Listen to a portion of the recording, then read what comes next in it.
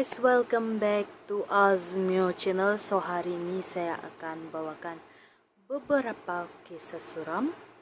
Dan sebelum saya mulakan video kali ini, jangan lupa untuk subscribe dan like channel ini, karena subscribe Anda itu sangat berharga bagi saya. Okay guys, and without any further ado, let's get into the story.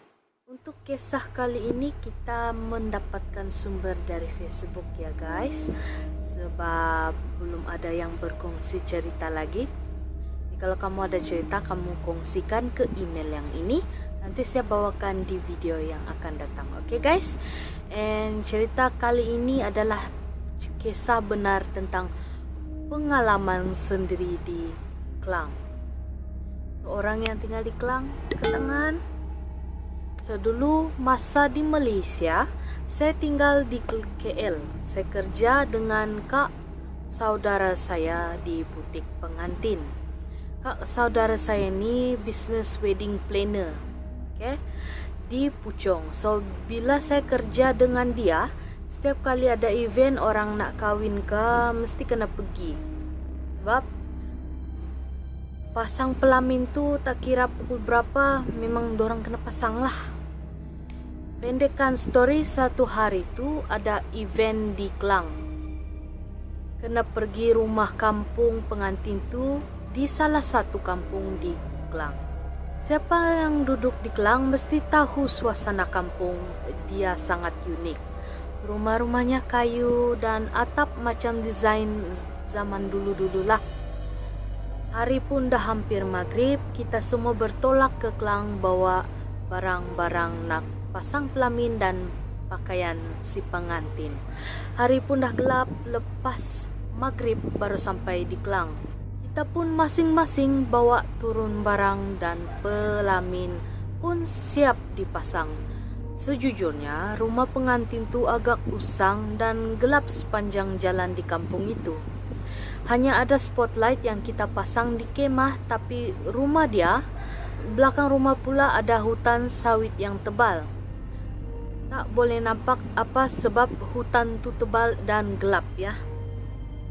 Masa tu dah pukul 9.30 lewat malam.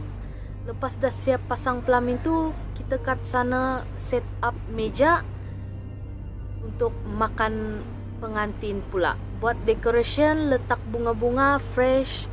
Masa kak saudara saya ni tengah hias meja dengan bunga-bunga fresh, air untuk tuang dalam pasu-pasu bunga ni kan fresh tu pula dah habis. Jadi kak saudara suruh saya pergi tadah air dekat belakang rumah tu. Saya tak adalah rasa takut pada masa tu. Yalah, penat kan tengah buat kerja. Fikir bukan-bukan pun tak sudah sebab orang dah penat. Tinggal fikir pulang lagi. Dan orang lain tidur dah semua. Tinggal pengantin lelaki, kak saudara dan kawan dia dan saya je lah. Saya pun ambil baldi dan pergi ke belakang rumah tu sorang-sorang. Yang lain buat kerja sikit-sikit di luar rumah dalam kemah pelamin tu. Jalan pun tanah liat yang licin selepas hujan. Tiba-tiba masa saya sampai dekat paip air belakang rumah tu, saya tak sengaja terpandang salah satu pokok sawit dalam gelap. Saya tak tahu. Saya pandang sebab seolah-olah ada seseorang perhatikan gerak-geri saya. Saya cuba tengok dalam gelap ke arah pokok sawit tadi. Beberapa saat, tiba-tiba saya ternampak ada muka perempuan. Tak nampak tapi bahagian mata dan hidung jelas saya dapat nampak. Muka comot macam terkena tanah liat. Mata dia samar-samar je nampak. Berlendir, kilat dan kotor macam terkena tanah. Dengan muka yang separuh kilat dalam gelap pun boleh nampak samar-samar. Dia seolah intai saya dari celah-celah pokok tu, pokok sawit tadi. Tapi mata dia tak kelip langsung, badan tak nampak. Yang saya nampak perempuan tu pandang saya dengan muka macam marah tak puas hati. ala macam orang yang pandang kita dengan muka bengis begitu. Saya terkaku betul-betul masa nampak dia tuh.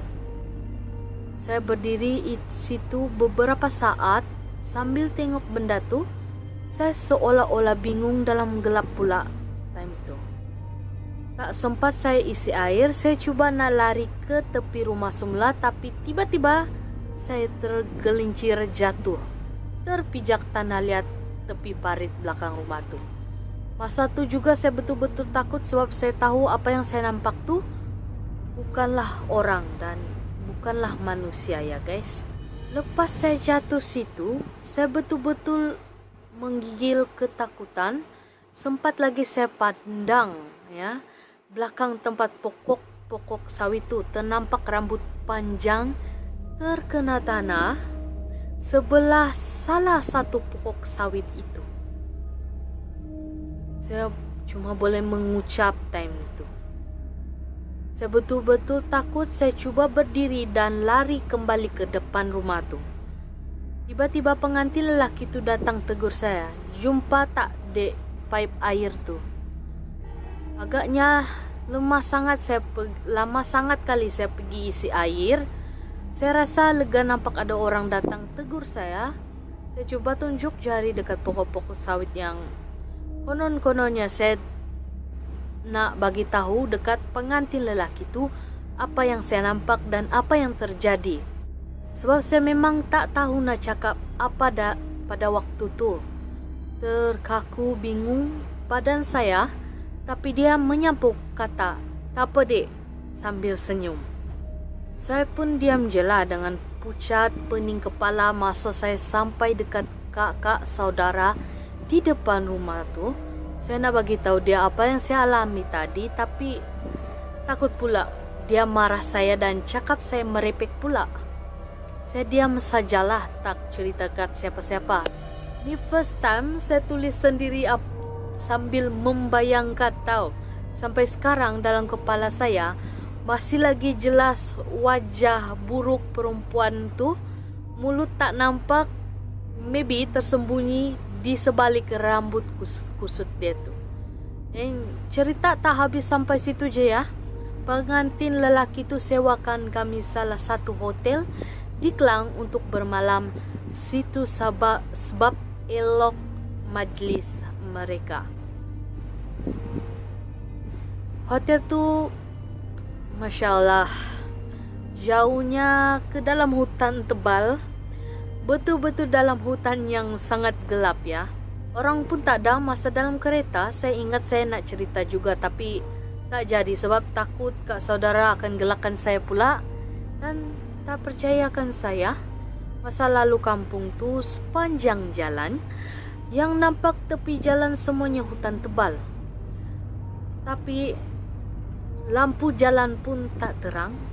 Pengalaman yang saya alami di hotel saya akan sambung dan kalau tak busy sebab nanti saya akan share di Facebook. So guys, that's it for today's story.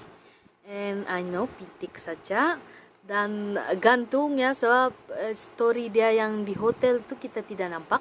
Tapi saya cuba akan cari update dari dia. Nggak tahu dia ada post lagi cerita yang di hotel tu sebab memang best cerita dia. Boleh terbayangkan ya guys. So kalau kamu sukakan video seperti ini, kalau kamu ada game seram yang saya boleh main sebab saya dah tak ada idea, blank. Sebab saya bingung lah ya. Kamu boleh DM cerita ke email yang ini atau kamu follow Instagram saya, chat saya, kongsi di sana, saya pasti akan layan. Okay guys?